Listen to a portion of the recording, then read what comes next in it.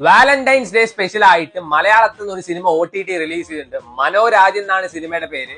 Cinema എന്നൊന്നും വിളിച്ചാൽ പോരാ, അതിന്റെ മുകളിൽ എന്തെങ്കിലും വാക്കുണ്ടെങ്കിൽ വിളിക്കണം. അത്രയും കിട്ടില്ല ഒരു ക്രാഫ്റ്റ് ആണ് ഈ പടം.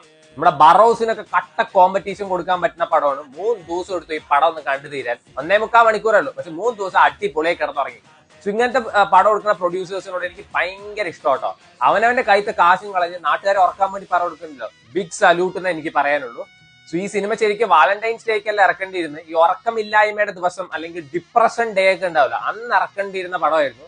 സോ ഞാൻ പൈങ്കിളി സിനിമയ്ക്ക് പോയി വന്നിട്ട് ഇത് കാണാൻ വേണ്ടിയിരിക്കുന്നു, പ്രാന്ത് പിടിച്ചിട്ട്. അന്ന് ഞാൻ ഇത് കണ്ടിട്ട് വെച്ചാൽ ഇന്ന് ഞാൻ വല്ല മെന്റൽ ഹോസ്പിറ്റലിൽ ഉണ്ടാവുമായിരുന്നു. ഭാഗ്യത്തിന് അന്ന് ഞാൻ ധൂം ധാം കണ്ടു.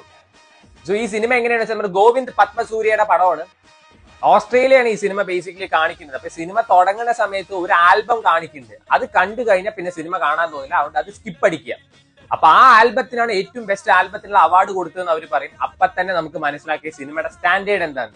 നമ്മുടെ ഗോവിന്ദ് പത്മസൂര്യയുടെ പേര് മനു കേരളീയം. അതായത് അവിടെ ഓസ്ട്രേലിയയിൽ പോയിട്ട് പരിപ്പ് വട, പഴംപൊരി, പുട്ടുപ്പൊടി ഇതൊക്കെ പാക്ക് ചെയ്ത് അയക്കലാണ് അണ്ണന്റെ പണി.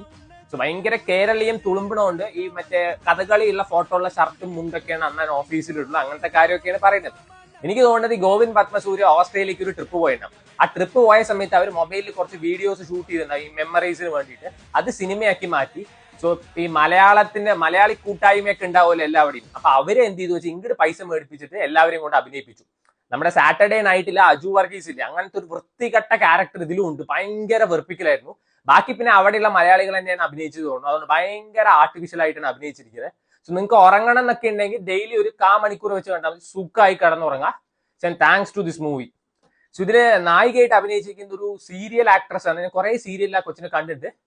ആ സീരിയൽ ലെവലിലുള്ള അഭിനയം തന്നെ ഇതിലും അഭിനയിച്ചിട്ടുണ്ട്. കുടുംബ വളക്ക് സിനിമ സീരിയൽ ഈ സിനിമയെക്കാളും ഭേദം എന്ന് വേണമെങ്കിൽ പറയാം. അത്രയും കിടിലം പടമാണ്. നമ്മൾ സ്കിപ്പ് ചെയ്ത് കഴിഞ്ഞ ഒരു 10-15 മിനിറ്റിൽ കാണാവുന്ന പടമേ ഉള്ളൂ. മനോരമ മാക്സിലാണ് അവൈലബിൾ. മനോരമ മാക്സ് എന്ത് കണ്ടിട്ടാണ് എല്ലാ ചവറും എടുക്കണം മനസ്സിലായില്ല. ഈ ഇടയ്ക്ക് ഓശാൻ എടുത്തിട്ടുണ്ടായിരുന്നു. ഇത് നിങ്ങൾക്ക് സമയം ഉണ്ടെങ്കിൽ കണ്ടു നോക്കാം. ഉറങ്ങണമെങ്കിലും കണ്ടു നോക്കാം. So try it.